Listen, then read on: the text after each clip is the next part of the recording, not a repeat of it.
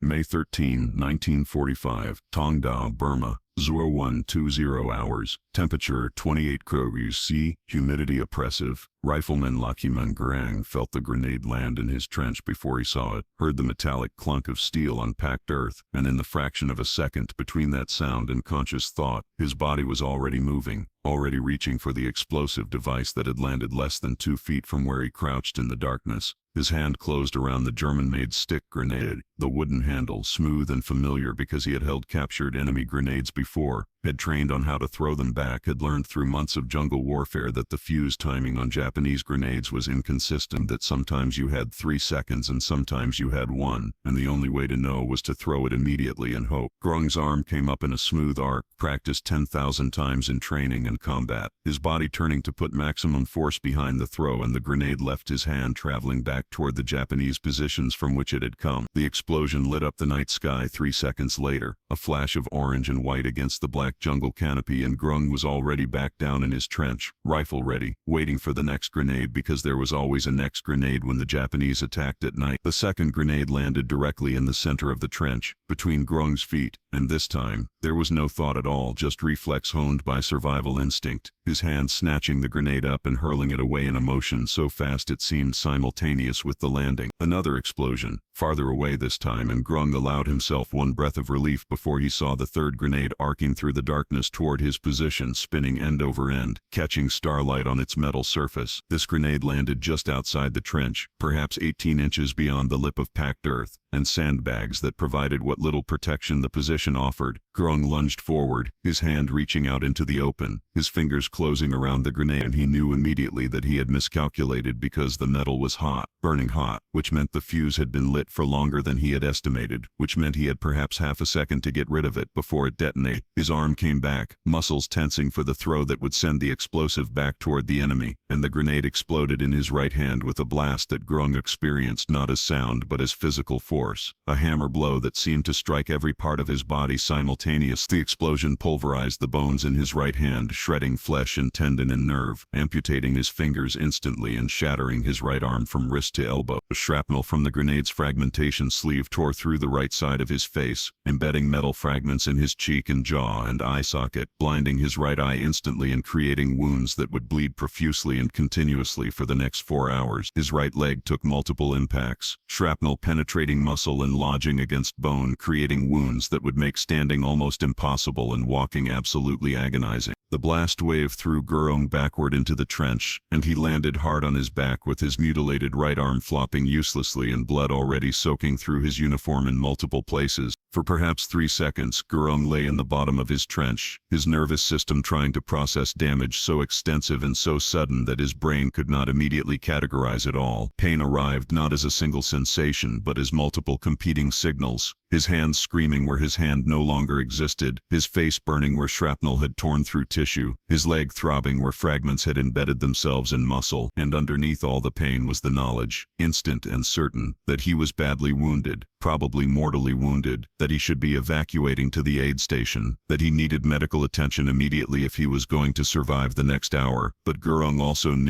with equal certainty that he could not leave his position because his 2 companions in the trench, the other Grung also had been assigned to hold this forward observation post, had also been wounded by the grenade blast and were unconscious or incapacitated, and because the trench he occupied was the forwardmost position of his entire platoon, positioned 100 yards ahead of the main defensive line, specifically because it dominated a jungle track that the Japanese would use to assault the British positions. If Grung abandoned his posts, if he crawled back toward the aid station seeking treatment for his wounds, the Japanese assault would roll over this position unopposed, would use the jungle track to flank the main defensive line, and would quite possibly destroy the entire company before reinforcements could arrive. Grung understood all of this in the 3 seconds he lay in the trench bleeding, and he made a decision that would define the rest of his life and would earn him the highest military decoration the British Empire could bestow. He sat up, blood ran down his face from the shrapnel wounds in his head, temporarily blinding his one good eye until he wiped it away with his left hand, the only hand he had remaining. His right arm hung useless.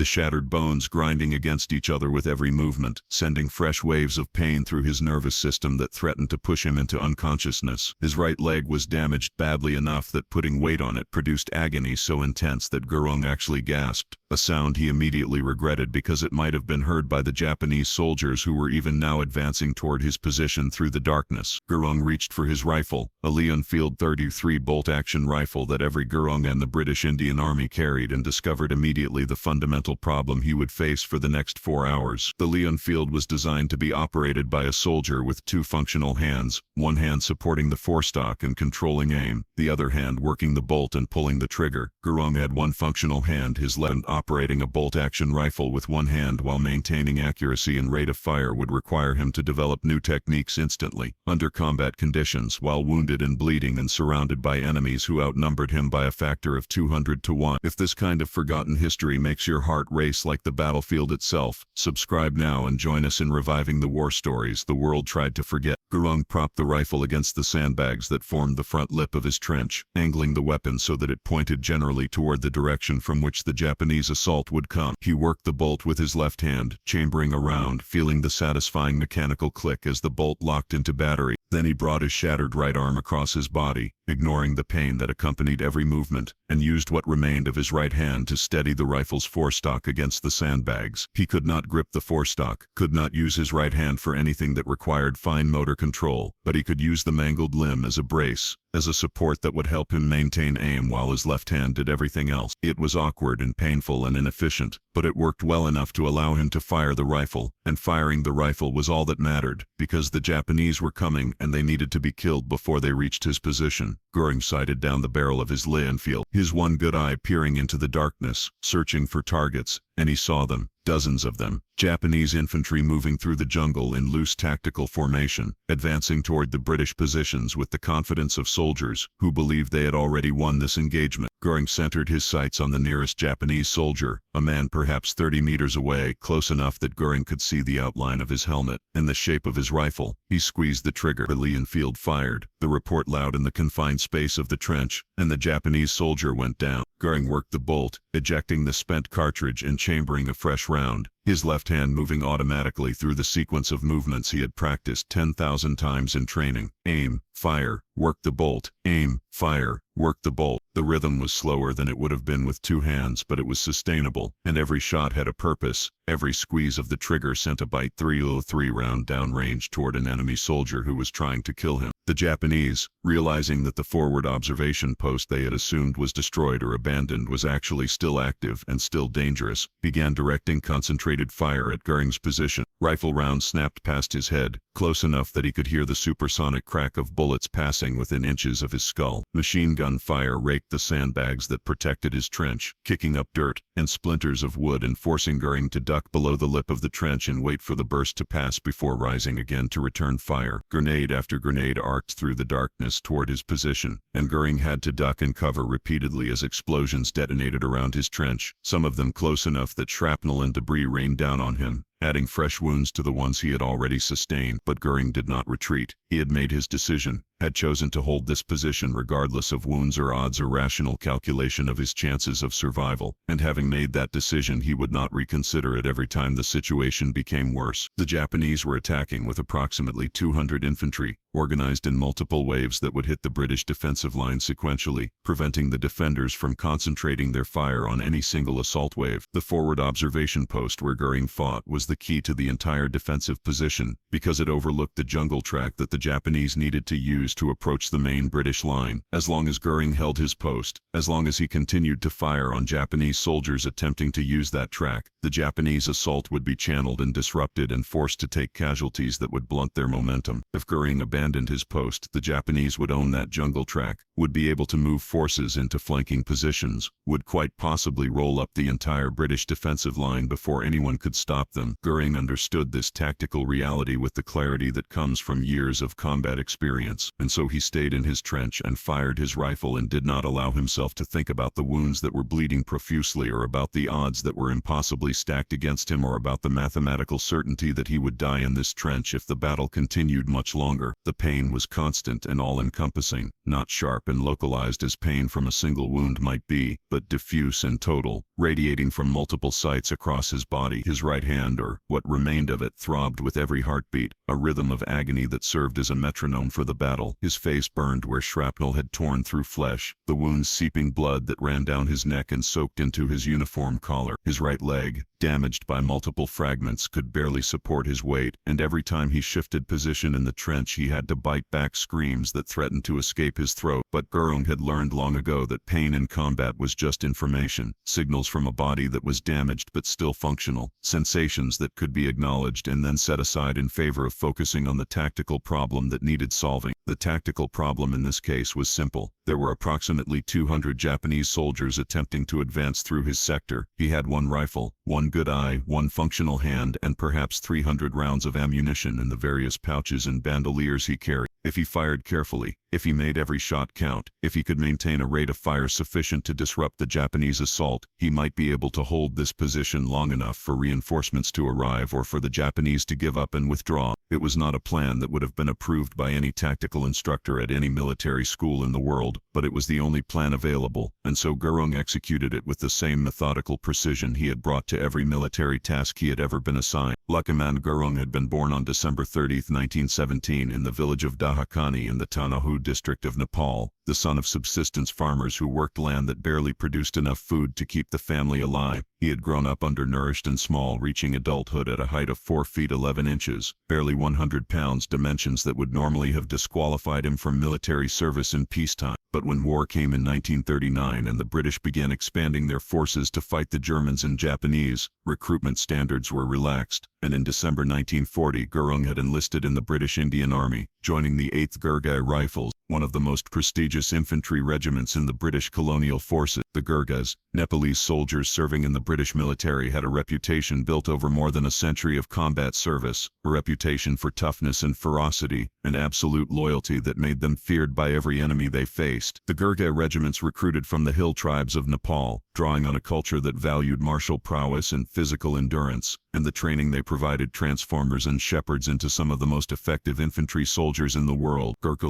had excelled in that training, demonstrating the physical toughness and mental resilience that were hallmarks of good Gurkha soldiers, and by 1945 he had accumulated nearly 5 years of combat experience, fighting across Burma in the brutal campaign to push Japanese forces out of territory they had occupied since 1942. The Burma campaign was one of the most difficult and least celebrated theaters of World War II, a grinding struggle through jungle terrain where disease killed more soldiers than enemy action, where supply lines stretched to breaking points, where tactical victories were measured in kilometers gained at costs that made every advance pyrrhic. The Japanese defenders in Burma were experienced jungle fighters who had spent years perfecting tactics for this environment, using concealment and ambush and fanatical determination to inflict casualties on Allied forces that far exceeded what conventional military wisdom would have predicted. The 8th Gurkha Rifles had been fighting in Burma since early 1944, participating in the defense against the Japanese invasion of India at Imphal and Kohima, then pushing back into Burma as the Japanese retreated, harrying the enemy through jungle and across rivers and through positions that had been fortified and booby-trapped and defended with the desperation of soldiers who knew they were losing the war, but who would make their enemies pay for every meter of ground. Gurkha had fought through all of this,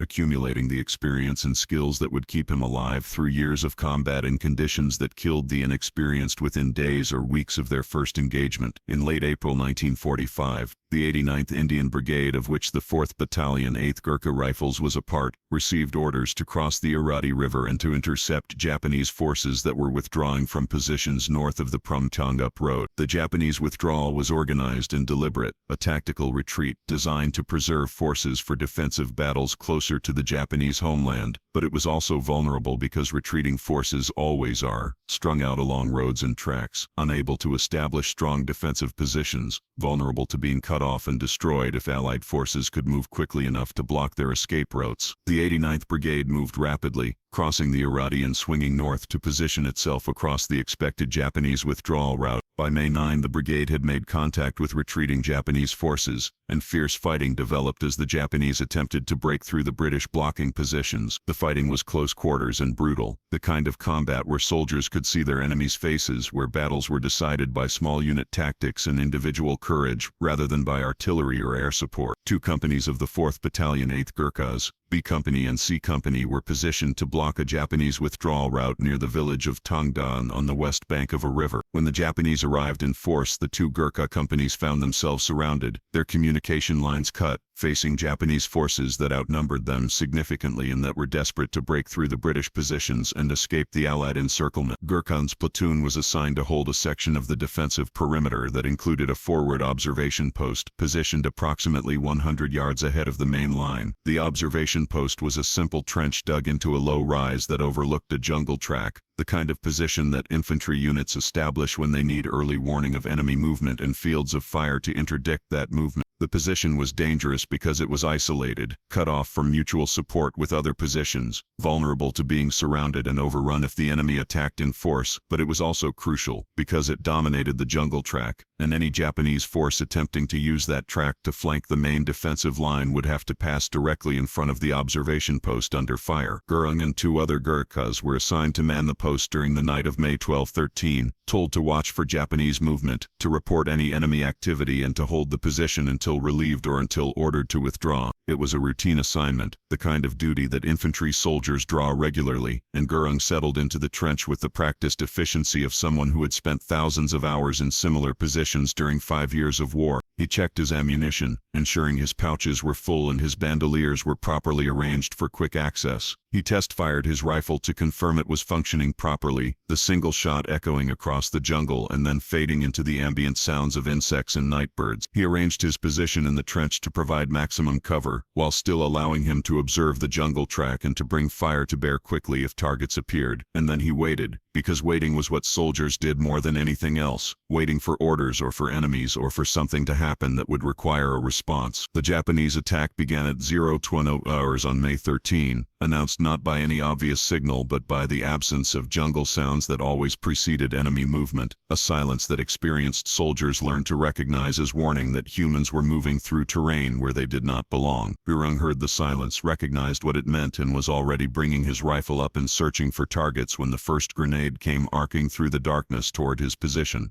The sequence that followed, the 2 grenades he successfully threw back and the 3rd grenade that exploded in his hand, took less than 20 seconds from start to finish, but those 20 seconds transformed Gurung from a healthy combat soldier into a critically wounded man who by all rights should have been evacuating to the rear for emergency medical treatment. But evacuation was not an option, because the Japanese were already advancing in force, because his 2 companions in the trench were unconscious or too badly wounded to fight, because the position he occupied was critical to the defense and could not be abandoned without catastrophic consequences for the entire company. And so Gurung made his decision, sat up despite his wounds, propped his rifle against the sandbags, and began shooting Japanese soldiers with methodical precision using only his left hand and sheer determination. The first hour of combat, from approximately 0:20 to 02:20 hours, established the pattern that would continue for the remainder of the engagement. Japanese infantry would advance toward Gurung's position, moving in small groups or sometimes individually, trying to close the distance to grenade-throwing range where they could destroy the observation post with concentrated explosive attacks. Gurung would fire on them as they advanced, forcing them to take cover, disrupting their assault formations, killing or wounding enough soldiers that the rest would pull back temporarily to reorganize. Then the Japanese would try again, approaching from a different angle or using different tactics, probing for weaknesses in Gurung's defense, attempting to identify blind spots or dead zones where they could advance without being engaged. And Gurung would shift his position, would move to cover the new approach, would fire again and force the Japanese back again, maintaining a defensive perimeter around his trench through sheer volume of accurate fire. The Japanese had overwhelming numerical superiority, perhaps 200 soldiers against 1, but numerical superiority meant nothing if those soldiers could not close to effective range, and Gurung was ensuring they could not close by maintaining constant fire that made any approach to his position suicidal. The wounds were degrading Gurung's combat effectiveness with every passing minute, not through any single catastrophic failure failure but through the cumulative effect of blood loss and pain and physical exhaustion. Blood from his facial wounds continued to flow despite his attempts to wipe it away, partially obscuring his vision and forcing him to constantly clear his one good eye so he could aim. His shattered right arm was swelling as damaged tissue filled with fluid, making it even more difficult to use the mangled limb as a brace for his rifle, forcing him to adjust his firing position repeatedly to find angles that worked with his reduced physical capabilities. His right leg was stiffening as muscle damage and blood loss reduced circulation, making it increasingly difficult to shift position in the trench when tactical necessity required him to engage targets from different angles. And underneath all the specific injuries was the general weakness that came from losing significant amounts of blood over an extended period, a lightheadedness and loss of coordination that threatened to slide into unconsciousness if Gurung did not maintain constant mental focus on the task of staying awake and continuing to fight. But Gurung had advantages that offset his physical limitations, advantages that allowed him to maintain an effective defense despite wounds that would have incapacitated most soldiers. He was fighting from a prepared position with clear fields of fire, which meant he could engage targets at ranges where his bolt-action rifle was effective while the Japanese infantry were still too far away to use their weapons accurately. He was fighting at night in jungle terrain, which meant visibility was limited and the Japanese attackers could not see him clearly enough to engage him with precision fire, while he could see them silhouetted against the lighter background of the sky when they moved across the jungle track. He had extensive combat experience, 5 years of fighting in conditions similar to this, which gave him an almost instinctive understanding of how the battle would develop and where threats would emerge before they actually materialized. And perhaps most importantly, he had absolute clarity about what needed to be done and why, a mental certainty that eliminated hesitation and second-guessing and allowed him to make tactical decisions instantly without needing to deliberate or consider alternatives. The Japanese needed to be stopped. He had a rifle and ammunition, therefore he would shoot Japanese soldiers until his ammunition ran out or until he died, whichever came first. It was simple and clear, and left no room for doubt or fear to interfere with execution. At Achenschnitzer, 1:45 hours 25 minutes into the engagement, Gurung did something that would become one of the defining elements of his legend, something so audacious and so psychologically effective that Japanese soldiers would later describe it in their own accounts of the battle. He began shouting at the Japanese attackers, taunting them in a mixture of Nepali and broken English, challenging them to come closer, daring them to attack his position. The exact words varied as the battle progressed, but the most common phrase, the one that multiple Japanese prisoners would later report hearing repeatedly throughout the night, was "Come and fight a Gurkha." Gurung would shout this challenge after repelling each Japanese assault wave, after killing enough enemy soldiers to force the rest back into cover, and the psychological effect was significant because it transformed the tactical situation from a simple combat engagement into a personal challenge, from an impersonal exchange of fire into a test of courage and determination between Gurung and the entire Japanese assault force. The Japanese soldiers who had expected to overrun this forward position quickly and easily, now found themselves challenged by a single wounded man who was not only refusing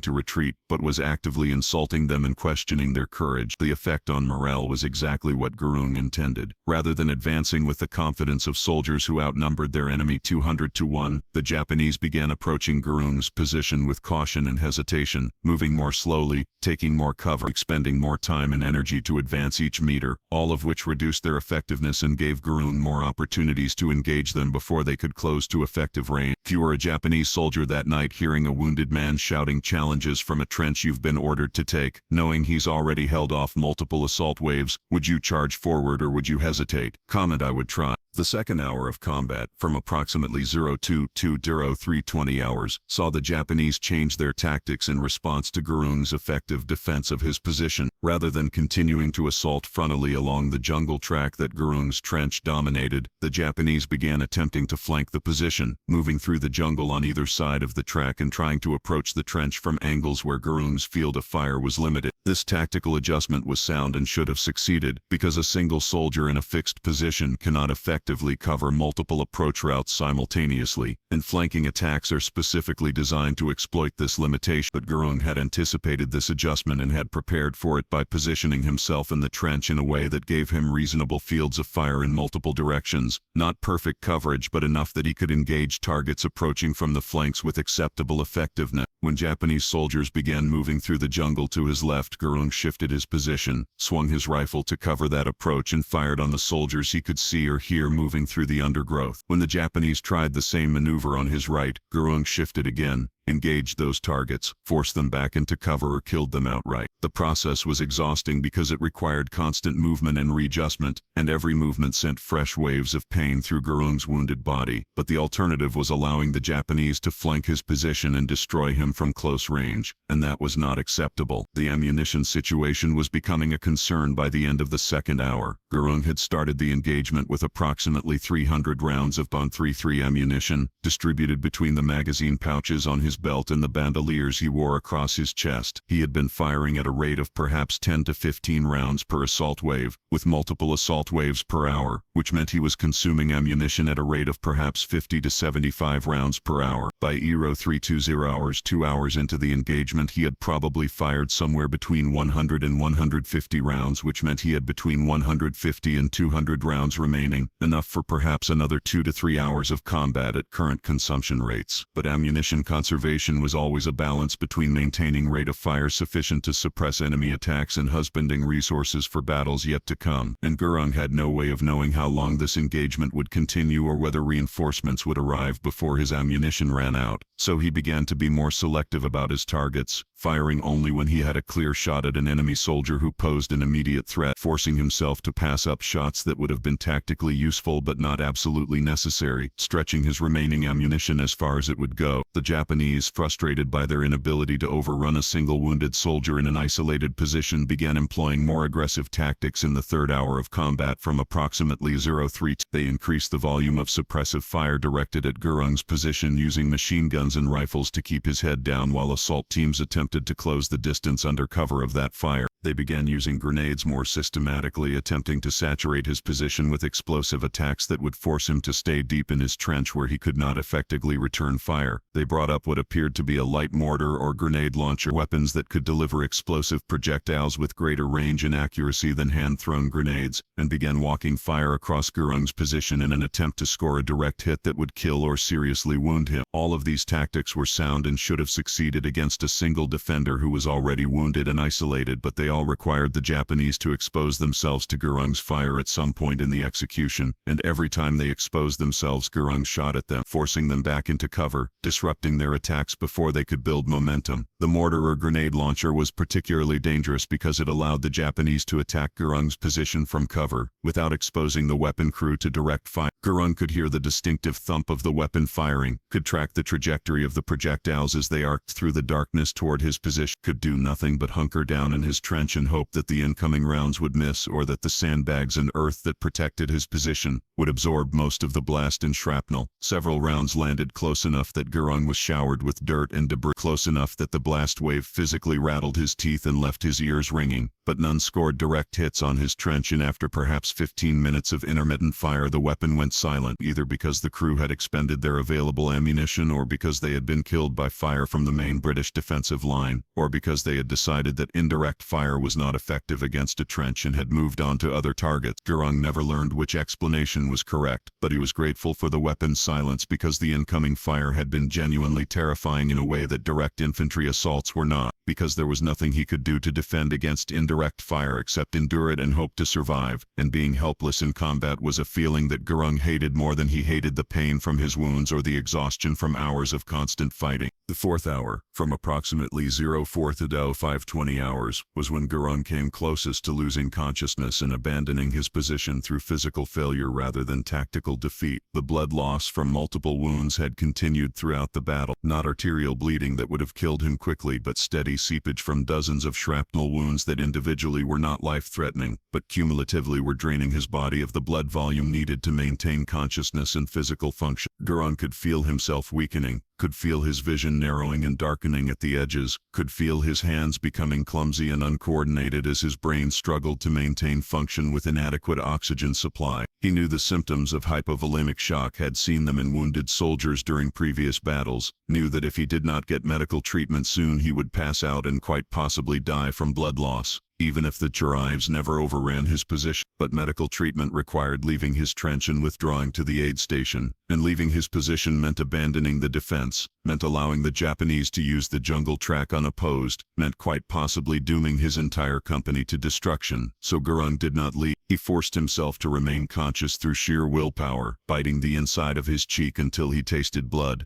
digging his fingers into his wounds to create fresh pain that would shock his nervous system into alertness, doing anything and everything necessary to stay awake and continue fighting. The Japanese continued their assaults throughout the fourth hour, but their attacks were becoming less coordinated and less aggressive, suggesting that they too were suffering from the cumulative effects of 4 hours of continuous combat and from the casualties that Gurkha had inflicted on them throughout the night. The assault waves were smaller and less frequent, with longer pauses between attacks, and the Japanese soldiers were moving more cautiously, taking more time to advance across the same ground, showing the hesitation that comes when soldiers have watched too many of their comrades die attempting to accomplish an objective that seems increasingly unattainable. Gurkha could sense the shift in momentum, could feel that the Japanese were losing confidence in their ability to overrun his position, and he pressed that psychological advantage by continuing to shout challenges at them whenever they attempted an assault, continuing to fire on them with the same methodical precision he had maintained throughout the engagement, continuing to present the image of a defender who was unbreakable and who would hold his position until death, no matter what the Japanese threw at him. As dawn began to break around 05:20 hours, approximately 4 hours after the beginning of the engagement, Gurkha could finally see the full extent of the battlefield around his position, and what he saw confirmed what he had suspected throughout the night. The jungle track and the terrain surrounding his trench were littered with Japanese bodies, soldiers who had been killed attempting to assault his position or who had been wounded and had crawled away to die in the undergrowth. Gurkha would later learn that of the 87 Japanese soldiers killed in the immediate vicinity of his company's defensive positions during that night's fighting, 31 had fallen in front of his trench, killed by a single wounded Gurkha rifleman who had held his position alone for 4 hours despite wounds that should have killed him or at minimum forced him to evacuate. The Japanese assault had broken completely by dawn, the surviving attackers withdrawing back into the jungle and leaving the battlefield to the defenders who had held their ground throughout the night. The two Gurkha wanis that had been surrounded and cut off, Company and C Company of the 4th Battalion 8th Gurkha Rifles, had successfully defended their positions against Japanese forces that significantly outnumbered them, had held for 3 days and 2 nights until reinforcements could arrive, and had accomplished this defensive victory in large part because one soldier in one forward observation post had refused to abandon his position despite being wounded and outnumbered and alone. When soldiers from the main defensive line finally reached Gurkha's position after dawn, they found him still in his trench, still conscious barely, still gripping his rifle with his one functional hand, surrounded by empty cartridge cases and soaked in blood, both his own and probably some from Japanese soldiers who had come close enough to be killed at point-blank range. The soldiers who found him would later describe the scene as something from a nightmare, a single man in a trench filled with blood and debris and the detritus of hours of combat, wounds so extensive that it seemed impossible he was still alive, yet he was not only alive but still functional enough to challenge the approaching soldiers and demand identification before allowing them to approach his position.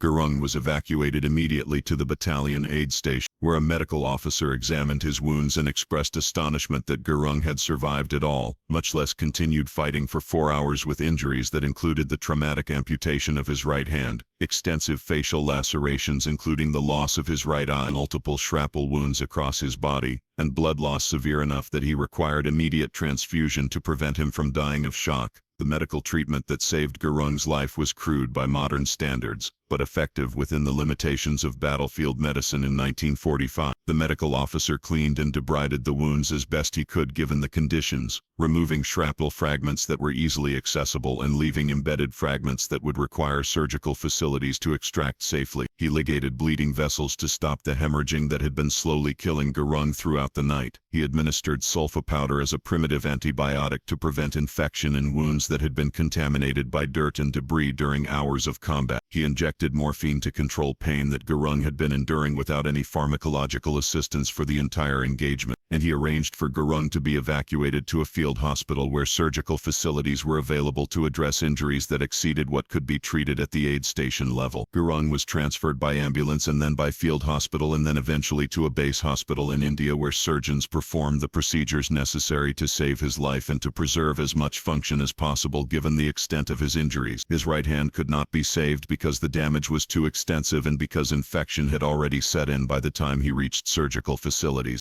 His right arm was salvaged through extensive debridement and reconstruction, leaving him with a functional limb from elbow to shoulder but no hand at the end of it. His right eye could not be saved because the shrapnel had destroyed the globe beyond any possibility of repair, leaving him with permanent vision loss on that side. The shrapnel wounds across his body healed slowly, some requiring months to close completely, and several fragments remained embedded in his tissues for the rest of his life because the surgical risks of removing them exceeded the risks of leaving them in place. Gurkha spent months in hospitals recovering from his wounds, undergoing multiple surgeries and countless hours of physical therapy to regain function in his damaged body. The rehabilitation was painful and frustrating and slow, requiring him to relearn basic tasks like walking and dressing himself and eating with utensils, all activities that had been automatic before his injuries and which now required conscious effort and adaptation to his new physical limitations. But Gurkha approached rehabilitation with the same methodical determination he had brought to defending his trench at Tongda, refusing to accept that his injuries would prevent him from living a normal life or from continuing his military service. He learned to compensate for the loss of his right hand by developing extraordinary dexterity with his left hand, training himself to perform tasks one-handed that most people struggled to do with two hands. He learned to compensate for the loss of his right eye by developing enhanced situational awareness and by unconsciously turning his head to use his remaining eye more effectively. And most important, he maintained the psychological resilience that had allowed him to survive 4 hours of combat despite wounds that would have broken most men, refusing to see himself as disabled or limited, insisting that he was still a Gurkha soldier and still capable of serving his regiment and his country. The recommendation for Gurkha to receive the Victoria Cross, the highest military decoration for valor that could be awarded in the British Commonwealth, was submitted almost immediately after the battle at Tongda, supported by sworn statements from multiple witnesses including the soldiers who had found him in his trench at dawn, and including Japanese prisoners who had participated in the assault and who confirmed the devastating effect of fire from the forward observation post. The Victoria Cross citation, when it was finally approved and presented to Gurkha on December 19, 1945 in a ceremony at the historic Red Fort in Delhi, described his actions in language that was formal and bureaucratic but which nevertheless captured the essential elements of what he had accomplished. The citation noted that he had been manning the forwardmost position of his platoon when it came under attack by at least 200 Japanese soldiers, that he had thrown back 2 grenades before a third exploded in his hand, that he had continued fighting despite severe wounds to his hand, face, and body, that he had maintained fire from his position for 4 hours while alone and wounded, that his actions had prevented the enemy from overwhelming his company's defensive positions, and that his gallantry and devotion to duty had been the main factors in the defeat of the enemy assault. The citation concluded with the understated assessment that characterized all Victoria Cross awards, noting simply that Gurkha's conduct had been in keeping with the highest traditions of the military service and that he had earned the recognition of his nation and his regiment. The ceremony at the Red Fort was attended by Gurkha's father, who had been carried by fellow villagers on an 11-day journey from their remote Nepalese village to Delhi so that he could witness his son receiving the empire's highest military honor. The image of the elderly farmer watching as Field Marshal Archibald Wavell, the Viceroy and Governor-General of India, pinned the Victoria Cross to his son's uniform became one of the iconic photographs of the Burma campaign, capturing in a single frame the relationship between the British Empire and the Nepalese soldiers who had served it for over a century. Gurkha stood at attention throughout the ceremony, his empty right sleeve pinned neatly to his uniform jacket, his facial scars visible but healing, his one eye fixed straight ahead with the discipline that had been drilled into him through years of military service. He saluted with his left hand when protocol required it, an awkward gesture that nevertheless carried the same respect and precision as any two-handed salute, and he accepted the congratulations of senior officers and fellow soldiers with the humility that characterized all of his public statements about his actions at Tongda. When asked by reporters how he had found the courage to continue fighting despite his wounds, Gurkha gave an answer that was repeated in newspapers across the British Empire and which captured his attitude with stark simplicity. "I felt I was going to die anyway," he said, "so I might as well die standing on my feet." Despite his injuries, Gurkha chose to remain in military service, continuing with the 8th Gurkha Rifles when the regiment was transferred to the newly independent Indian Army in 1947 following the partition of India and the end of British colonial rule. He served with distinction despite his physical limitations, eventually achieving the rank of Havildar, equivalent to sergeant, before retiring from active military service and returning to his native Nepal. The decision to continue serving after such devastating injuries was remarkable and spoke to Gurung's identity as a soldier and as a Gurkha, to his unwillingness to allow his wounds to define him or to limit his contributions to the military community that had been his home for most of his adult life. The Indian Army accommodated his limitations, assigning him to duties that did not require two hands or perfect vision but which still allowed him to serve effectively, and Gurung performed those duties with the same professionalism and dedication he had brought to frontline combat service. His continued presence in the regiment served as inspiration to younger soldiers and as a living reminder of the standards of courage and determination that Gurkha soldiers were expected to maintain regardless of circumstances. After retiring from military service, Gurung returned to his village in Nepal and attempted to resume the agricultural life he had left when he enlisted in but rural Nepal in the 1950s and 1960s was desperately poor. Infrastructure was minimal, and Gurung discovered that his British military pension, while technically available to him, was difficult to access from a remote village that lacked even basic banking services or reliable postal delivery. Gurung struggled financially for decades, living in poverty that was grimly ironic given that he was a Victoria Cross recipient whose actions had been celebrated throughout the British Empire. British veterans organizations eventually learned of his situation and provided assistance, building him a new home in the 1990s to replace the deteriorating structure he had been living in. But the assistance came late in his life and did not fundamentally alter the economic realities that made existence in rural Nepal difficult for anyone without significant resources or family support networks. In 2008, Gurung became involved in a legal campaign to secure settlement rights in the United Kingdom for Gurkha veterans who had retired before July 1997, the date when the Gurkha base had moved from Hong Kong to the UK. The British government had maintained that Gurkhas who had retired before that date had not demonstrated sufficient ties to the UK to justify settlement rights, a position that veterans and their advocates argued was unjust given the decades of military service these men had provided to the British Crown. The campaign was led by actress Joanna Lumley, whose father had served with Gurkha regiments and who became a passionate advocate for Gurkha rights, and it culminated in a High Court ruling that ordered the government to review its policy. Gurkha, along with fellow Victoria Cross recipient Honorary Lieutenant Tul Bahadur Pun, served as one of the named claimants in the legal action, using their status as decorated war heroes to highlight the injustice of denying settlement rights to soldiers who had risked their lives for Britain. The campaign succeeded, the policy was changed, and Gurkha was finally able to move to the UK in 2008, settling in Hounslow in West London, where he was formally welcomed by the mayor and the council, and where he lived surrounded by the Nepalese community that had established itself in that area. Gurkha